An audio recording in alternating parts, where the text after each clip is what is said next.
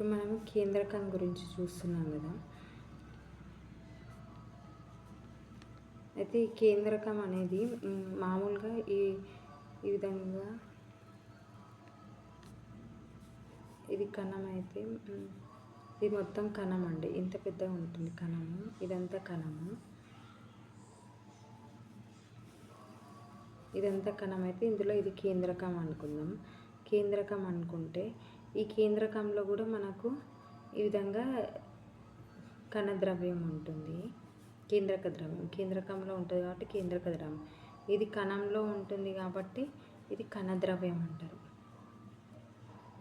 ఇదంతా కణద్రవ్యము. ఇది ఏమో కేంద్రకంలో ఉంటుంది కాబట్టి కేంద్రక ద్రవ్యము.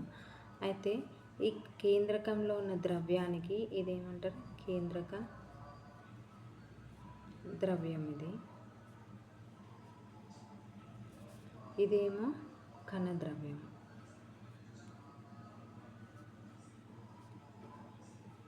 అయితే కేంద్రక ద్రవ్యానికి కణద్రవ్యానికి మధ్యలో మనకు ఒక పొర అనేది ఉంది కదండి.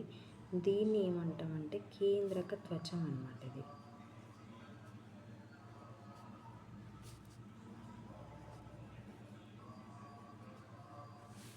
ఈ మధ్యలో ఈ కేంద్రకంలో ఉన్న ద్రవ్యం కేంద్రక ద్రవ్యం. ఈ కణంలో ఉన్నటువంటి ద్రవ్యం కణద్రవ్యం. ఈ కేంద్రక ద్రవ్యానికి కణద్రవ్యానికి మధ్యలో ఉన్న ఈ పొర ఉంది కదండి, దీన్ని కేంద్రక త్వచము అంటాం అన్నమాట. అయితే ఈ మనకి ఈ కేంద్రక ద్రవ్యం ఉందిగా, ఇందులోనే మనకు జన్యు పదార్థం అనేది ఉంటుంది.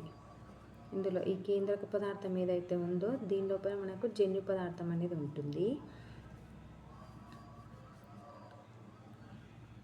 ఇక్కడ మనకి కణ ద్రవ్యం తర్వాత బయట ఇక్కడ మనకు ప్లాస్మా పొర ఉంటుంది కదా.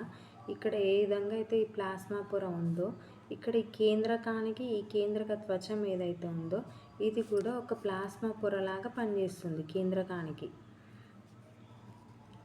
ఇది ఒక ప్లాస్మా పొరలాగా ఈ కేంద్రకానికి ఈ కేంద్రక త్వచం అనేది ఒక ప్లాస్మా పొరలాగా పనిచేస్తుంది అనమాట. ఈ విధంగా మనకు కేంద్రక త్వచానికి కణత్వచ ఇక్కడ కణత్వచం అంటే ప్లాస్మా పొర, ఇట్లా తేడా అనేది గుర్తుపట్టాలి మనము, లేకపోతే కొంచెం కన్ఫ్యూజ్ అవ్వడానికి ఉంటుంది. అయితే ఈ విధంగా మనము ఇప్పుడు మళ్ళీ ఇంకొకటి అండి, కేంద్రక పూర్వ కణాలు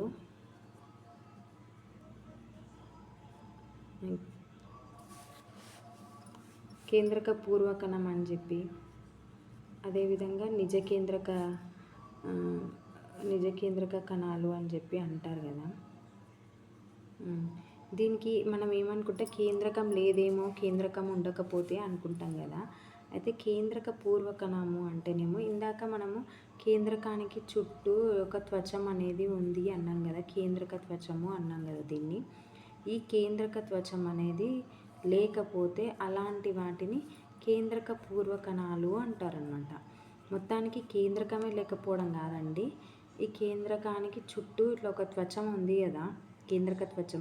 ఈ త్వచం లేకపోతే వాటిని కేంద్రక పూర్వకణాలు అంటారు. అదే ఒకవేళ ఈ త్వచం కేంద్రకానికి చుట్టూ ఈ త్వచం ఉందనుకో, అలాంటి వాటిని నిజ కేంద్రక కణాలు అంటారు. అలాంటి వాటినేమో నిజ కేంద్రక కణాలు అంటారు. ఈ కేంద్రకానికి చుట్టూ ఇట్లా త్వచం లేని వాటినేమో కేంద్రక పూర్వ కణాలు అని అంటారు అనమాట. మామూలుగా మనము నిజ కేంద్రక కణాలు కేంద్రక పూర్వ కణాలు అంటే కేంద్రకమే లేకపోవడము అనుకుంటాం, కానీ కాదు.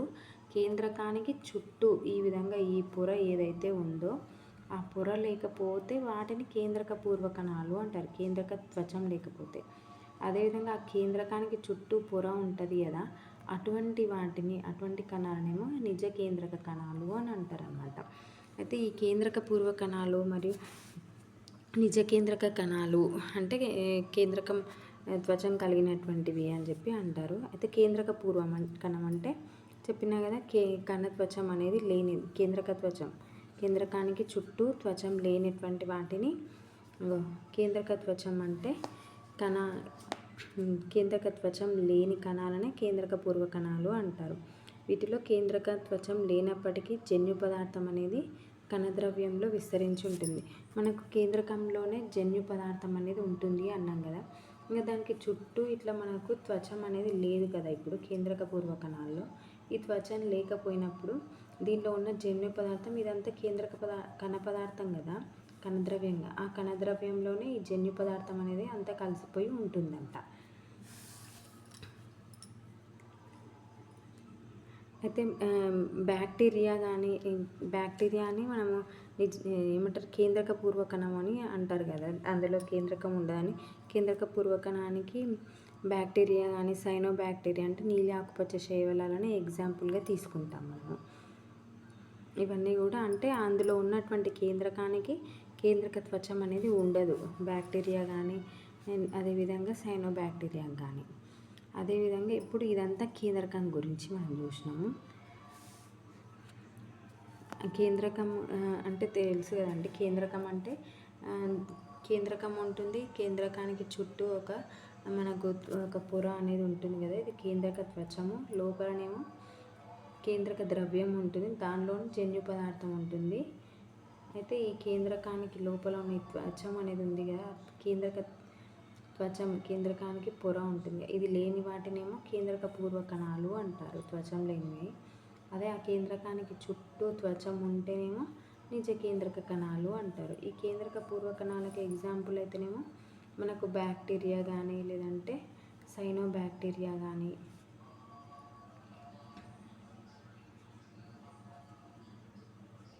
ఇలాంటివన్నీ మనకు కేంద్రక పూర్వకణాలకు ఎగ్జాంపుల్గా తీసుకోవచ్చు. ఇది కేంద్రకం గురించి. ఈ కేంద్రకంలోనే మనకు ఈ కేంద్రక ద్రవ్యం దానిలోనే మనకు జన్యు పదార్థం అనేది ఉంటుంది. ఈ జన్యు పదార్థం వల్లనే మనకి కేంద్రకం అనేది ఇప్పుడు కేంద్రకం ఉంటుంది, విభజన చెంది 2 పిల్లలుగా అట్లా విభజన జరుగుతుంది. అట్లా కణ విభజనలో కేంద్రకం అనేది ముఖ్య పాత్ర వహిస్తుంది అన్నమాట. అదేవిధంగా మనకు బాడీలో ఇప్పుడు గుండె మన అవయవాలన్నీ, ఇప్పుడు మెదడు అనేది ఉంది, మెదడు జ్ఞానేంద్రియాలన్నింటినీ దాని ఆధీనంలో ఉంచుకుంటుంది అని ఎట్లనో ఇప్పుడు ఈ కణంలో కూడా ఈ కేంద్రకం అనేది మిగిలిన కణంలో ఉన్న కణాంగాలన్నింటినీ కూడా నియంత్రించడంలో ఈ కేంద్రకం అనేది ముఖ్య పాత్ర వహిస్తుంది అన్నమాట. ఇది కణం యొక్క విధులు. ఇప్పుడు కణద్రవ్యం, కణంలోన మనకు ఇప్పుడు ఇది కణం అన్నంగా, ఈ కణంలో కణద్రవ్యం ఉంది కదండి.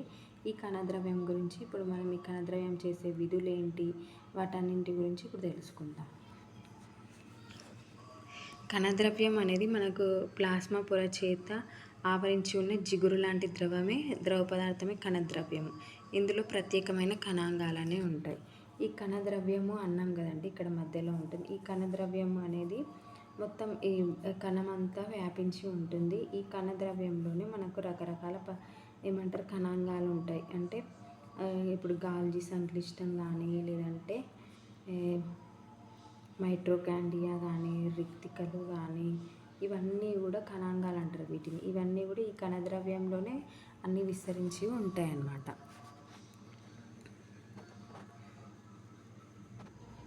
ఈ కణాంగాన్ని మొత్తం ఆవరించి ఒక త్వచం అనేది ఉంటుంది.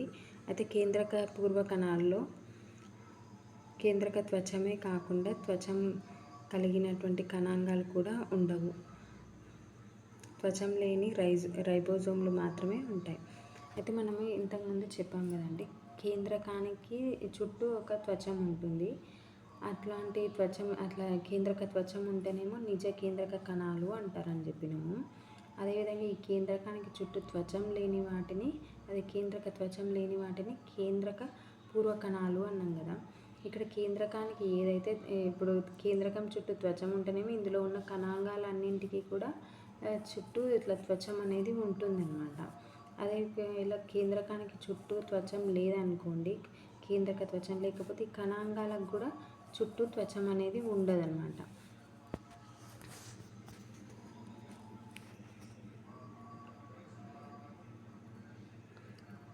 అట్లాంటి త్వచం లేనివి రైబోజోములు మాత్రమే ఉంటాయి. ఈ విధంగా త్వచం లేకుండా ఉన్నటువంటి కణాంగం ఏది అంటే రైబోజోమ్. మనం ఇది గుర్తుపెట్టుకోవాలండి, రైబోజోమ్. మనకు ఇట్లా విధంగా కణాంగాలన్నింటికి త్వచం ఉంటుంది. అట్లా త్వచం లేనటువంటి కణాంగం ఏది అంటే రైబోజోమ్. రైబోజోమ్లకు మాత్రమే చుట్టూ త్వచం అనేది ఉండదు అన్నమాట. ఈ విధంగా కణద్రవ్యం. అయితే ఈ కణద్రవ్యంలో ఇంకా కణద్రవ్యం కూడా కొన్ని రకాల విధులను చేస్తుంది. ఏంటి అనేది తెలుసుకుందాం ఇప్పుడు మనము. ఈ త్వచాలో కలిగినటువంటి రేణువులు అయితే రేణువుల వలె కణాంగాలను